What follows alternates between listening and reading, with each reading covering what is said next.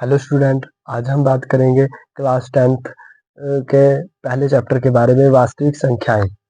ये चैप्टर हमारे पास हरियाणा बोर्ड में 6 नंबर का आएगा। तो मैं हरियाणा बोर्ड के हिसाब से जो सिलेबस है उस अकॉर्डिंग ही करवाऊंगा।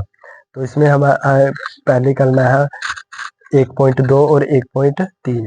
तो इसमें से हमारे पास 1.1 कट है और 1.4 भी कट है। तो हमें इसमें ओनली करनी है 1.2 और 1.3।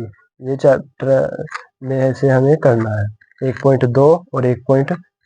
तो ये चैप्टर करवाने से पहले मैं आपको इस चैप्टर की बेसिक जानकारी दे देता हूँ, जिससे आपको ये चैप्टर करने में आसानी हो। क्योंकि बच्चों को पता तो होता है कि ये बेसिक चीजें हैं, परंतु फिर भी कई जिन बच्चों को नहीं पता होता तो उन्हें ये चीजें करने में मुश्किलों का सामना करना पड़ता है। तो चैप्टर करवाने से पहले मैं आपको इस चैप्टर की बेसिक जानकारी दे देता हूँ, जिससे आपको ये चैप्टर करने में कोई भी मुश्किल का सामना नहीं करना पड़े। तो सबसे पहले देख लेते हैं हम प्राकृतिक संख्याएं। इंग्लिश में बोलते हैं इसे नेचुरल नंबर्स। प्राकृतिक संख्याएं क्या होती हैं? वे संख्याएं जिनसे वस्तुओं की गणना की जाती है, उन्हें क्या कहते हैं हम? प्राकृतिक संख्याएं। इसे हम इससे लिखते हैं n से, क्योंकि ये क्या है? Natural number means n। तो इसी से हम इसे प्रदर्शित करते हैं, लिख सकते हैं। अब गणना, किसी वस्तु की गणना किससे कर सकते हैं हम? इनसे 1 2 3। अब जैसे कोई भी वस्तु होगी, पता होगा कि हमें कि ये 1 kg है, 2 kg है, 3 kg है, 4 kg है, 5 kg है, इस तरह। इसमें हम जीरो को ऐड नहीं करते, क्योंकि जीरो तो गणना नहीं कर सकती, तो जीरो हम इसमें ऐड नहीं करेंगे। तो अगर हमारे पास क्वेश्चन आता है 1 नंबर में कि सबसे छोटी प्राकृतिक संख्याएं कौन सी है, तो कौन सी है सबसे छोटी प्राकृतिक संख्या? 1। ठीक। तो अब देख लेते हैं दूसरी क्या है? पूर्ण संख्याएं। पूर्ण संख्याएं को क्या कहते हैं हम इंग्लिश में? Whole number. यदि प्राकृतिक संख्याओं में शून्य को भी जोड़ लिया जाए तो उन्हें हम क्या बोलेंगे? पूर्ण संख्याएं कहते हैं। इसे W से प्रदर्शित करते हैं, क्योंकि यहाँ वो नंबर, ये पहला डिजिट क्या है? इसका अक्षर W है। तो इसमें हम बस इसके आगे क्या लगा देंगे? यहाँ 0। तो ये बन जाएगा 0 1 2 3 4 5। अब देख लेते हैं तीसरी चीज, पूर्णांक।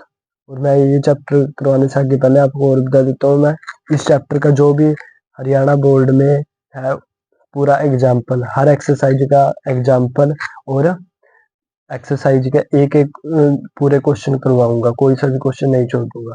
तो इसलिए आप इस चैनल को सब्सक्राइब करें और लाइक करें और आगे शेयर करें, ताकि और बच्चों का भी फायदा हो सके इसमें। क्योंकि जब बच्चों को पता होगा कि इस चैनल पर मैं आपको पूरा करवाऊंगा, तो इससे आप डेली फायदा होगा। इससे कहीं भी मुश्किल का सामना नहीं करना पड़ेगा, क्योंकि स्कूल में इतना ज़्यादा डीपली नहीं करवा पाते टीचर टाइम की बॉन्डिंग के कारण। तो मैं आपको इसमें हर छोटी चीज़ बता रहा हूँ। तो अब तीसरा है पूर्णांक। तो आपको ये चैनल सब्सक्राइब करना है, लाइक करना है। तीसरा है पूर्णांक इंटीजर्स। प्राकृतिक संख्याओं में उनकी ऋणात्मक संख्याओं तथा शून्य को भी जोड़ लिया जाता है। प्राकृतिक संख्याएं क्या थी हमारे पास? ये इसमें क्या जोड़ लिया हमने? शून्य। और इनका क्या जोड़ लिया? इनकी ऋणात्मक, मतलब जो नेगेटिव वाली संख्या है। जैसे कोई भी नंबर लाइन होती है, जैसे कोई भी नंबर लाइन होती है, देख लेते हैं हम। जैसे यहाँ पर क्या है? 0। ये पॉजिटिव संख्या है और ये इसकी नेगेटिव -1। इसी तरह ये 2 और इसी तरह इसकी नेगेटिव संख्या। तो इस तरह करके ये जहां तक भी हम लिख सकते हैं वो, और इधर भी। इसे हम आई से प्रदर्शित करते हैं, क्योंकि ये क्या है? इंटीजर आई। यहाँ पर आई है ना, तो इस कारण हम इसे आई से लिख सकते हैं। अब आ जाएंगे हम परिमेय संख्याएं। परिमेय संख्या को क्या बोलते हैं इंग्लिश में? Rational number. वे संख्याएं जिन्हें p/q के रूप में व्यक्त किया जा सकता है, उन्हें क्या बोलते हैं हम? परिमेय संख्याएं। अब परिमेय संख्याएं मीन्स कि जो जैसे हमें इस तरह इस फॉर्म में लिख सके, जिन्हें हम इस फॉर्म में लिख सके उन्हें हम क्या बोलते हैं, परिमेय संख्याएं।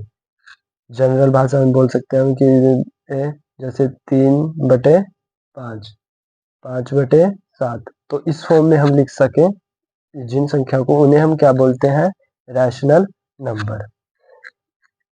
यहाँ इन्होंने डीपली बताया भी है कि जहां वे पी व क्यू दोनों पूर्णांक, पूर्णांक क्या मतलब, ये दोनों संख्या नेगेटिव वाली भी हो सकती है ना, पॉजिटिव वाली भी, परंतु जो नीचे है क्यू, जो ये वाली चीज होती है, ये 0 के बराबर नहीं हो सकता, क्योंकि फिर तो ये इस तरह हो जाएगा। अगर इस फॉर्म में होगा कोई, तो इसे तो हम ये बोलेंगे कि नॉट डिफाइंड, क्योंकि इसे तो हम परिभाषित नहीं कर सकते। अब देख लेते हैं फिफ्थ, अपरिमेय संख्याएं। इसे क्या बोलते हैं, इरेशनल नंबर।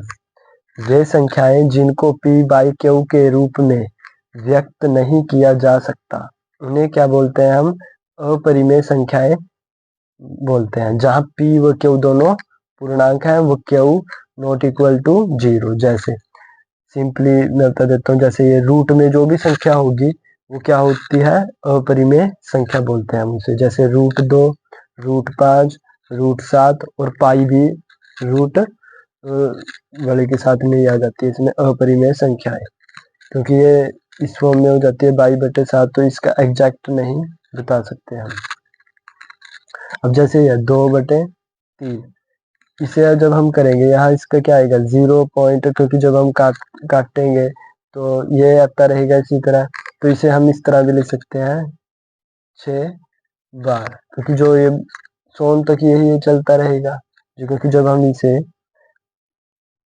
भाग करेंगे तो यहाँ पर हम 0 लगाएंगे और यहाँ पर पॉइंट, तो पूरा पूरा तो ये कटेगा नहीं, तो इस तरह करके बस आगे चलता रहेगा ये, फिर ऐसे। तो इसी कारण हम यहाँ पर ये लगाते रहेंगे, क्योंकि फिर यहाँ पर 2 बच जाएगा, फिर हम 0 लगाएंगे, बस ऐसे करके 6 आता रहेगा। तो इसे हम इस तरह लिख सकते हैं 6 ऊपर बार। तो ये चैप्टर करवाने से पहले मैं आपको, इसीलिए मैंने ये आपको सारी बेसिक चीजें बताई हैं, जिससे आपको ये चैप्टर करने में आसानी हो, मुश्किलों का सामना ना करना पड़े।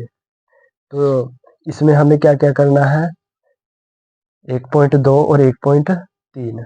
अब की बार HBSC का जो न्यू सिलेबस है 2024-25 का, उसमें हमें 1.1 और 1.4 नहीं करनी, ओनली क्या करना है, 1.2 और 1.3, क्योंकि 1.1 में थी यूक्लिड विभाजन प्रेमिका, तो वो कट चुके हैं, और अब हमें सिर्फ यही करना है 1.2 और 1.3। तो कल को मैं इसके आपको एग्जाम्पल करवा दूंगा, और जिससे आपको आसानी हो सके, और आपको हर रोज का पहले ये नोट कर लेना है, वीडियो को पॉज कर करके ये सारा नोट कर लेना, नोट्स बनाते रहना। आज ये पहला लेक्चर है, इसी से ज़्यादा नहीं करवा रहा हूँ, क्योंकि कल को फिर आपको प्रैक्टिस करने में मुश्किलों का सामना हो, तो इसलिए मैं आपको बोल रहा हूँ कि ये नोट्स में लिखते रहना, और जिससे आपको आसानी हो सके आगे एग्जाम टाइम में, क्योंकि एग्जाम टाइम में इतना टाइम नहीं होता है कि हम एक एक क्वेश्चन दोबारा से कर सके।